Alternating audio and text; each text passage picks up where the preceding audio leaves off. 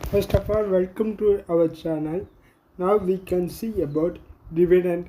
இப்போ நம்ம சேனலில் நம்ம எதை பற்றி பார்க்க போகிறோம் அப்படின்னா டிவிடெண்ட் பற்றி பார்க்க போகிறோம்.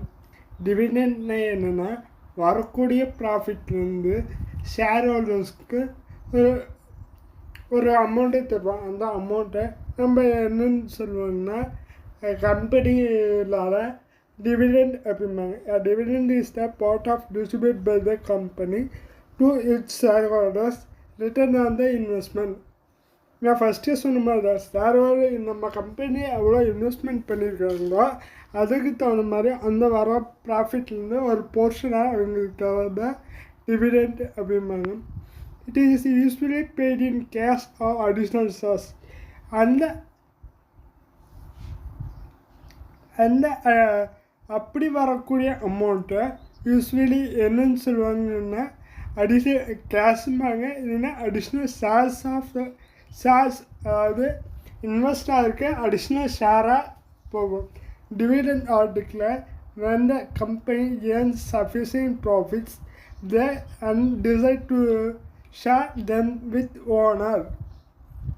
அதாவது அந்த டிவிடெண்ட்டை யார் டிக்ளேர் பண்ணுவாங்கன்னா கம்பெனி எப்போனா ஒரு சஃபிஷியன்ட் ப்ராஃபிட், அதாவது எதிர்பாராத லாபம் வரும்போது அந்த கம்பெனி ஒரு டிவிடெண்ட்டை டிக்ளேர் பண்ணுவாங்க. அந்த டிவிடெண்ட்டை ஓனர் ஷேர் ஹோல்டர்ஸ்க்கு ஷேர்ஸாக பிரித்து தருவாங்க. they indicate the financial strength and profitability of the companies. இது மூலமா நம்ம எதை தெரிஞ்சுக்கணும்னா அந்த கம்பெனியோட ஃபினான்ஷியல் ஸ்ட்ரென்த்துமே, அதாவது ஃபினான்ஷியலாக அவங்க எப்படி ஸ்ட்ரென்த்தாக இருக்காங்க, ரெண்டாவது அந்த கம்பெனி எப்படி ப்ராஃபிட்டாக இருக்குது அப்படின்னு தெரிஞ்சுக்கலாம். In India dividend payments are regulated under the companies act 2013. இந்தியாவில் பொறுத்த வரைக்கும் டிவிடெண்ட் பேமெண்ட்டை எந்த ஆக்டுக்கு கீழே கண்ட்ரோல் பண்ணுறாங்கன்னு பார்த்தா கம்பெனிஸ் ஆக்ட் 2000 படி இந்த டிவிடெண்ட் பாலிசியை கண்ட்ரோல் பண்ணிட்டு வர்றாங்க.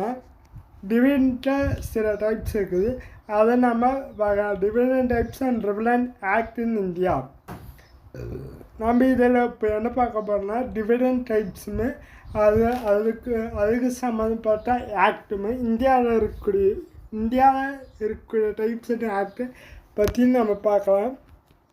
First type interim dividend declare by the board of directors between 2 annual general meeting based on the current profit.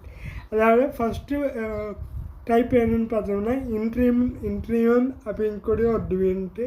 இதை யார் டிக்ளேர் பண்ணுவாங்கன்னா ஒரு கம்பெனியில் இருக்கக்கூடிய போர்ட் ஆஃப் டைரக்டர்ஸ்.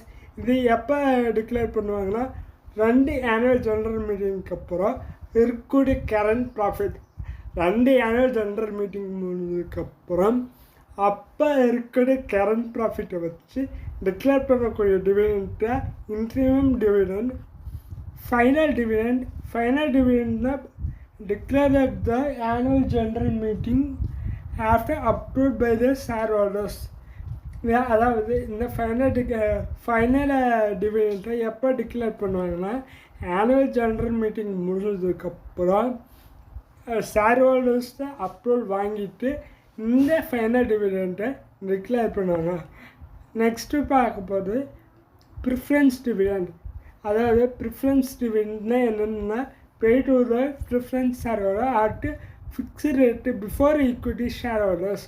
அதாவது ஈக்விட்டி ஷேர் ஹோல்டர்ஸ் முன்னாடி ப்ரிஃபரன்ஸ் ஷேர் ஹோல்டர்ஸ்க்கு தரக்கூடிய இதுதான் ப்ரிஃபரன்ஸ் டிவிடெண்ட்ஸும்பாங்க. Next equity dividend pay to the equity shareholders after preference dividend.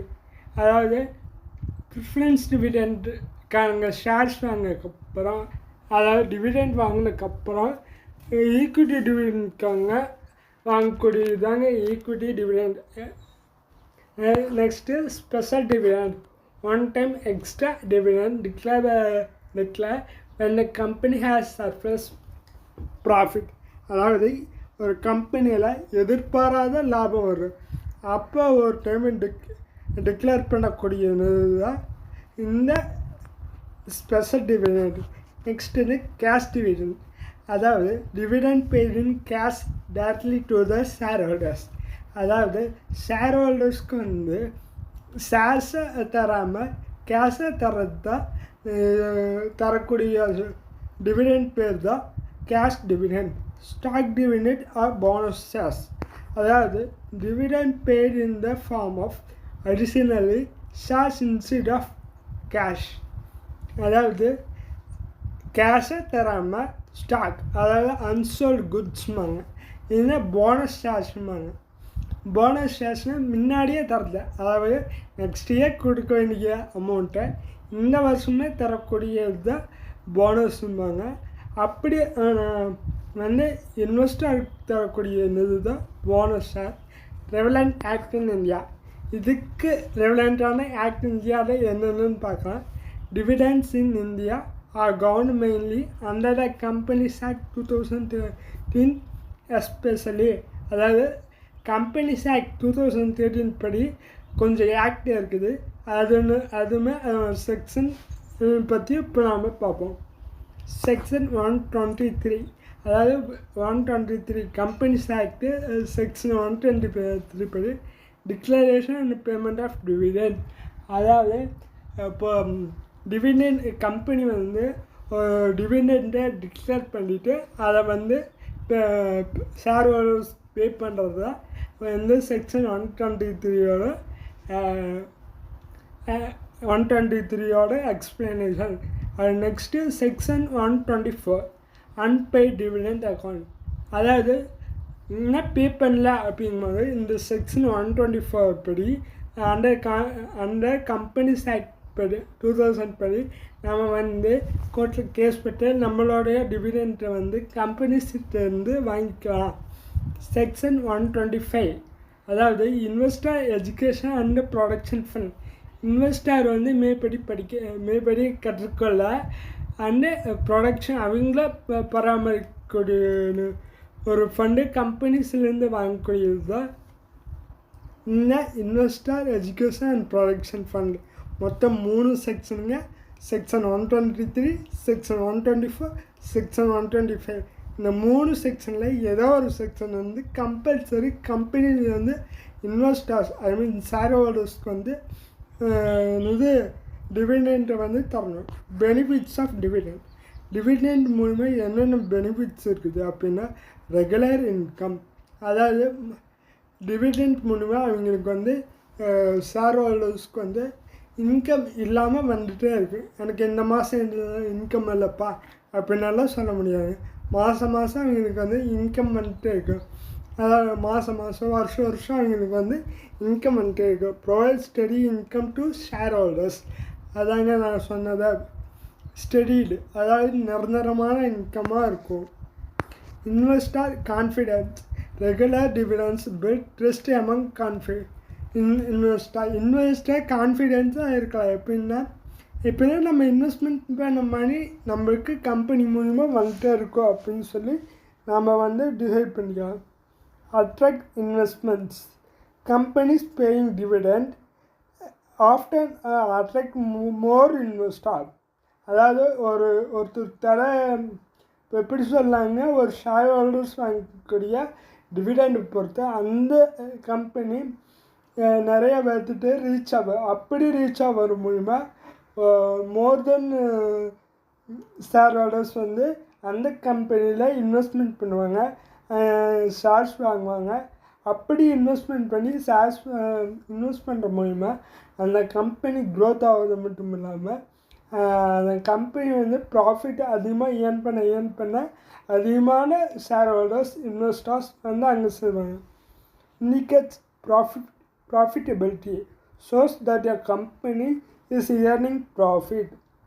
Indicates ப்ராஃபிட்னா வேறு எதுவும் இல்லைங்க, அந்த கம்பெனி ப்ராஃபிட்டு வந்து ஏர்ன் பண்ணக்கூடிய ப்ராஃபிட்டை இண்டிகேட் பண்ண ஷேர் ஹோல்டர்ஸ்க்கு இன்வெஸ்டர்ஸ்கிட்ட வந்து அது வந்து இண்டிகேட்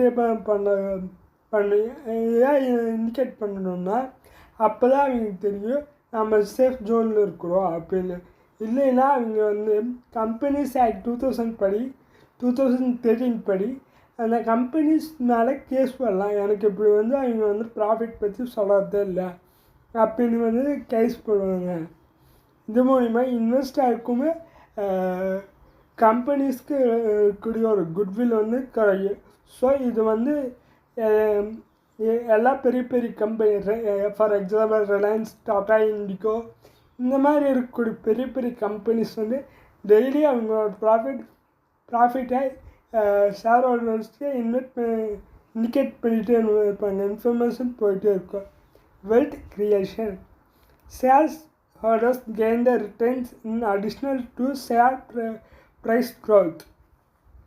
அதாவது ஷேர் ஹோல்டர்ஸ் வந்து ரிட்டர்ன்ஸை வந்து அடிஷ்னலாக கெயின் பண்ணுவாங்க. அப்போ வந்து அவங்களுக்கு ஒரு வெல்த் கிரியேட் ஆகும். வெல்த்னா ஒரு எப்படி சொல்கிறதுனா அவங்களுக்கு வந்து ஒரு கம்பெனி மேலே நல்லா அபிப்பிராயம் உண்டாகு. ரெண்டாவது வந்து அவங்க மேலேயே அவங்களுக்கு ஒரு கான்ஃபிடென்ட் வரும். நம்மளால் இது முடியும், நம்மளால் இது செய்ய முடியும்.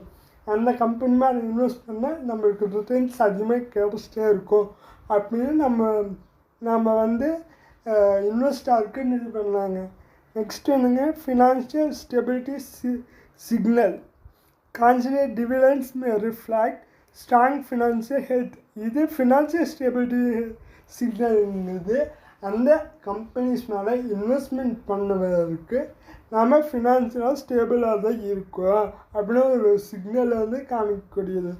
ஏன்னா ஒருத்தர் வந்து கையில் இருக்க அமௌண்ட்டெல்லாம் வந்து இன்வெஸ்ட்மெண்ட் பண்ணிடுவாங்க.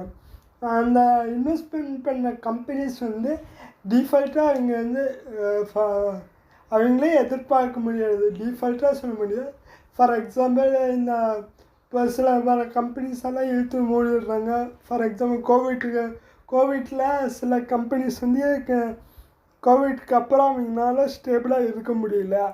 அப்படிங்கும்போது அந்த கம்பெனியில் இன்வெஸ்ட்மெண்ட் பண்ணவங்களுக்கு இது நாள் வரைக்குமே இன்னும் அவங்க இன்வெஸ்ட்மெண்ட் பண்ண அமௌண்ட்டை ரிட்டர்ன் பண்ணவும் முடியல, டிவிடெண்டும் வரதில்லை. ஸோ இன்வெஸ்ட்மெண்ட் பண்ணுறதுக்கு முன்னாடி ஒன் டைமுக்கு 2 to 3 டைம்ஸ் வந்து சிந்திச்சு நீங்கள் வந்து இது பண்ணலாம். Encourage long term holding. Investor May keep shares longer for returns. அதாவது நாம் வந்து லாங் டேர்ம் ஹோல்டிங் ஒரு கம்பெனியில் வந்து ரொம்ப வருஷமாக, அதாவது ஒவ்வொருத்தர் சொல்லுவாங்க எங்கள் அப்பா இந்த கம்பெனியில் ஷேர் ஹோல்டர் வந்தார், எங்கள் அப்பாவுக்கு அப்புறம் நான் இருக்கிறேன், எனக்கு அப்புறம் என் பையன் வருவான், இல்லை எங்கள் தாத்தா காலத்துலேருந்து நாங்கள் இன்வெஸ்ட்மெண்ட் இந்த கம்பெனி தாங்க பண்ணுறோம் அப்படிங்கும்போது அது வந்து அப்படி பார்க்கும்போது அந்த கம்பெனி வந்து எவ்வளோ க்ரோத்தில் போயிட்டுருக்குது, எப்படி வந்து இன்வெஸ்டரை அட்ராக்ட் பண்ணுறாங்க, இது எப்படி அவங்களுக்கு வந்து மாதம் டிவிடெண்ட் தராங்க அப்படின்னு நம்ம ஈஸியாக ஐடென்டிஃபை பண்ணிக்க முடியுது. ரெண்டாவது வந்து அவங்க வந்து ஒரு கஸ்டமருக்கு ஷேர் ஹோல்டர்ஸ்க்கு நல்லா ஒரு அட்ராக்ஷனை கொடுக்குறாங்க, நல்ல ஒரு கம்பெனி க்ரியேட் பண்ணுறாங்க. கம்யூனிகேஷன் இருக்கிறதுனால தான் அவங்க வந்து அந்த கம்பெனி வந்து இன்வெஸ்ட்மெண்ட் தானாகவே வந்து பண்ணுறாங்க. இதுதாங்க டிவிடெண்ட் பற்றி ஸ்மால் நியூஸ் தாங்க. நான் அடுத்த வீடியோவில் டிவிடெண்ட் பாலிசி அண்டு டிவிடெண்ட் ஆக்டும் நான் பார்த்தேன். டிவிடெண்ட் பாலிசி போடுறேங்க. அதுக்கப்புறம் டிவிடெண்ட் கால்குலேஷன் டிவிடெண்ட் கால்குலேஷன் அதை பற்றி நாம் பார்ப்போங்க.